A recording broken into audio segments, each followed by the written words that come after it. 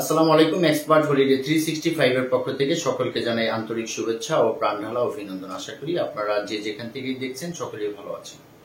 আজকে আপনাদের একটা কমন প্রশ্নের অ্যান্সার দিতে চাচ্ছি যে কানাডা ভিসা কেন হয় না, যদিও আমার সবকিছু ডকুমেন্টস একদম লিগ্যাল ছিল। তবে আলোচনার পূর্বে আপনাদের প্রতি আন্তরিক রিকোয়েস্ট, চ্যানেলটি অবশ্যই সাবস্ক্রাইব করে রাখবেন যাতে করে পরবর্তী ভিডিওটা আপনারা খুব সহজেই পেতে পারেন। এছাড়া আপনাদের যদি কোনো মূল্যবান মতামত থাকে চাইলে কমেন্টস বক্সে লিখে রাখতে পারেন, আমি আপনাদেরকে যথারীতি একটা অ্যান্সার দেওয়ার চেষ্টা করব ইনশাআল্লাহ।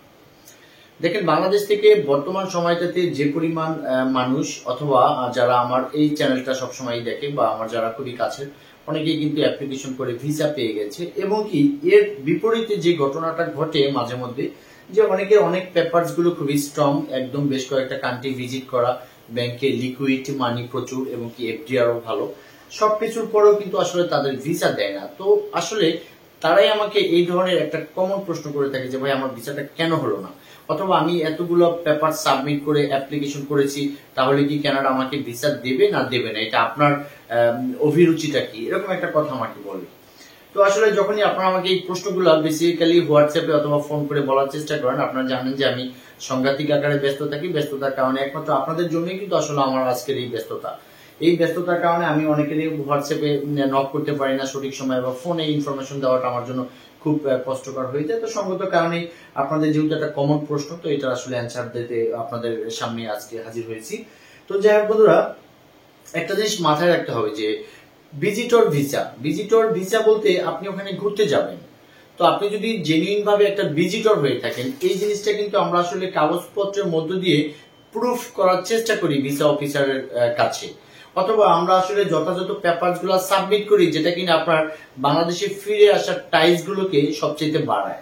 এখন ব্যাপারটা হচ্ছে যে আপনার ধরেন বিজনেস আছে ভালো, আপনার ব্যাংক ব্যালেন্স আছে ভালো, আপনার ফ্যামিলি টাইজ ভালো, সবকিছু ভালো, এটা আপনি বুঝতে পারলেন, আমিও বুঝতে পারলাম, অথবা আমাদের সমাজের বা প্রতিবেশী বা অনেকেই বুঝতে পারলো। কিন্তু এই যে সবকিছু ভালোর মাঝেও একটা জিনিস যেটা সবচেয়ে প্রথম এবং প্রধান কারণ হয়, সেটা হচ্ছে যে আপনার সবকিছুর পরে ভিসা অফিসার আপনার এই ফাইলটা দেখে যদি স্যাটিসফাইড না হয়, সেক্ষেত্রে কিন্তু আপনার অনেক কিছু থাকার পরে কিন্তু তারা আপনাকে ভিসা দেবে না। তো এটা আসলে প্রথম কারণ, যে তাকে আপনি স্যাটিসফাইড করা। এখন ব্যাপারটা হচ্ছে যে তাকে আপনি কিভাবে স্যাটিসফাইড করবেন? আপনার তো তার কাছে ফোন নাম্বার নেই, বা তার মেইল নেই, বা তার হোয়াটসঅ্যাপ নেই। এটা কিন্তু আসলে আপনার ডকুমেন্টস এর মধ্য দিয়ে আপনাকে স্যাটিসফাইড করতে হবে। তো আসলে আমরা যারা আসলে বেসিক্যালি এই লেভেলের কাজগুলো করে থাকি, বেসিক্যালি যে ট্যুরিস্ট ভিসা প্রসেস নিয়ে আমরা কাজ করি, আমরা আমাদের মতো শতভাগ চেষ্টা করি যে আপনার ডকুমেন্টস গুলো যাতে করে সুন্দরভাবে সবগুলা ডকুমেন্টস ভিসা অফিসারের চোখে পড়ে। এই কারণে কিন্তু আমরা আমাদের কাভার লেটারের ভিতরে কিন্তু সবকিছু মেনশন করার চেষ্টা করি। এই একটা কারণ হতে পারে যে আসলে আপনাকে ভিসাটা ওরা দেয় না সবকিছু থাকার পরও। আরেকটা ব্যাপার এখানে বড় একটা বিষয় কাজ করে, ধরেন আপনার কাছে লিকুইড মানি প্রচুর আছে, আপনি ব্যাংকে ধরেন এক্সাম্পল আপনার কাছে 50 লাখ টাকা আছে, আপনি গভর্নমেন্টকে ট্যাক্স ঠিকই দিচ্ছেন, বাট ওই যে 50 লাখ টাকার এগেনস্টে যে ট্যাক্সটা আসে ওটা কিন্তু আপনি হিসাব করে দেননি। যদি আপনি ট্যাক্সই দিয়ে থাকেন তাহলে কিন্তু ওটার সাথে যদি আপনার ম্যাচ না হয়, সেক্ষেত্রে কিন্তু আপনার ফাইন্যান্সিয়াল প্রবলেম দেখায় আপনাকে কিন্তু ই করতে পারে, কি বলা হয় এটাকে, রিজেক্ট করতে পারে। এখানে আরেকটা কারণ থাকতে পারে আপনার রিজেক্টের।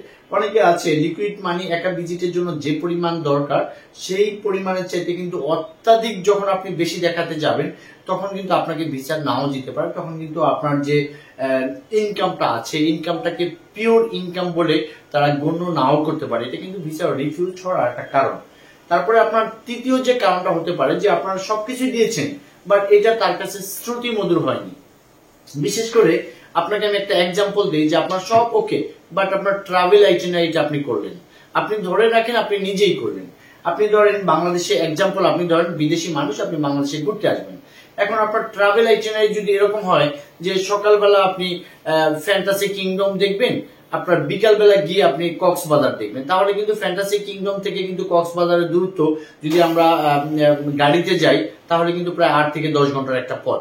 অর্থাৎ এটা বোঝানোর উদ্দেশ্য হচ্ছে এটা, যে আপনার টেকনিক্যালি যদি কোনো কিছু ভুল থাকে, সেই ভুল থেকেও কিন্তু আপনি যতই যোগ্যতা সম্পন্ন লোক হন না কেন, তবুও কিন্তু আসলে রিজেক্ট করতে পারে। এই জিনিসগুলোর সাথে ম্যাচ করতে হবে একটার সাথে একটা। আপনি একটা ফাইল সাবমিট করলেন, ওই ফাইলে আপনাকে বলে দিতে হবে যে আপনি বাংলাদেশে ব্যাক করবেন। এছাড়া বর্তমান সময়টাতে কানাডা ভিজিট ভিসা রিজেক্টের আরেকটা কারণ আছে, কারণটা হচ্ছে যে আপনার ফ্যামিলি টাইজ গুলো। ধরে রাখেন এরকম যে আপনি একমাত্র ভাই, আপনি বিয়ে করেন নাই, আপনার বাবাও মারা গেছে, আপনার মাও মারা গেছে, তাহলে আপনি চিন্তা করেন আপনি যদি বাংলাদেশ থেকে কানাডাতে যান তাহলে আপনি কেন বাংলাদেশে আসবেন? ফ্যামিলি টাইজের ক্ষেত্র থেকে যদি আমি বলি, সেই ক্ষেত্র থেকে ছোট ছোট বিষয়গুলো আপনি যদি আপনার ফাইলের সাথে সংযোজন করেন এন্ড দেন যদি আপনি ফাইলটাকে সাবমিট করেন, সেই ক্ষেত্রে আপনার ভিসা হওয়ার সম্ভাবনা আছে। বাট এটা কিন্তু বলা যাবে না যে আসলে আপনার ভিসাটা সবকিছু দিচ্ছি কিন্তু ভিসা কেন হলো না। তো যাই হোক বন্ধুরা, এই যে অনেকে আমাকে যে প্রশ্নগুলো আপনারা করে থাকেন যে আমি সব দিয়েছি কেন ভিসা হয়নি, সব দেওয়ার পর আপনার এই ভিসাটা নাও হতে পারে। পাশাপাশি আপনি যদি কানাডা ভিজিট ভিসার ক্ষেত্রে যদি আপনি বলেন, আমরা জানি যে আমরা জেসিকি অ্যাকাউন্টের মধ্য দিয়ে কিন্তু আমরা এটাকে সাবমিট করি। তো আমরা যখন এই যে এই অ্যাকাউন্টটা যখন আমরা ক্রিয়েট করি তখন কিন্তু এখানে বেশ কিছু ইনফরমেশন আছে, ছোট ছোট ব্যাপারগুলো আছে। এই প্রশ্নের অ্যান্সার গুলো যদি আপনি সঠিক ওয়েতে না দেন, আপনি জানেন যে ট্যুরিস্ট ভিসা ধরে নেন একটা অঙ্কের যদি আপনি শুরুতে ভুল করেন, রেজাল্টটা অবভিয়াসলি আপনার ভুল আসতে পারে। আবার সামটাইম অনেক ক্ষেত্রে আপনার এটা সঠিকও আসতে পারে। কারণটা হচ্ছে যে আমরা জানি যে বাংলাদেশে যাদের অনেক কিছু নেই তারা ভিজিট ভিসা নিয়ে কিন্তু লাস্ট 1 ইয়ার কিন্তু কানাডাতে চলে গেছে। আবার বিপরীতে যারা আসলে একদমই যোগ্য ব্যক্তি বাট তাদেরকে ভিসা থেকে বঞ্চিত করছে। তো যাই হোক বন্ধুরা, যারা ইতিমধ্যে রিজেক্ট হয়ে গেছেন তাদের জন্য আসলে মন খারাপ তো স্বাভাবিকভাবে আপনাদের হতে পারে, এটা আসলে সকলেই একমত হবে। কিন্তু আসলে এখানে মন খারাপ করার কিছু নেই। আপনি যদি জেনুইন ট্রাভেলার হন, আপনার যদি কানাডাতে যাওয়ার খুব বেশি প্রবণতা যদি আপনার খুব বেড়ে যায়, সেক্ষেত্রে আমি বলবো যে আপনার এটা নিয়ে হতাশ না হন। আপনি যদি ট্রাভেল হিস্ট্রি যদি আপনার কম থাকে তাহলে আপনি একটি কান্ট্রি ঘুরে আবার এগেইন আপনি অ্যাপ্লাই করতে পারেন, কারণ কানাডা তো ওরা আপনাকে বলেই দিয়েছে যে আপনি রিফিউজ হলে ওরা আপনাকে ভিসা দিবে। আর আমরা তো জানেন যে লাস্ট 3 মাসে আমরা যে ভিসাগুলো পেয়েছি আল্লাহর রহমতে ম্যাক্সিমাম ফাইলগুলো রিফিউজ ছিল। তো যারা আসলে রিজেক্ট হয়েছেন হতাশ না হয়ে তারা সামনের দিকে যান, আবার পুনরায় ফাইলটাকে আপনি অ্যাপ্লাই করেন সুন্দরভাবে। টুকিটাকি যদি কোথাও ভুল থাকে সেগুলোকে সংশোধন করে দেওয়ার চেষ্টা করেন, আই হোপ ভালো একটা রেজাল্ট আপনারা পেতে পারেন। তো সকলে ভালো থাকবেন, সকলে সুস্বাস্থ্য কামনা করি। আসসালামু আলাইকুম।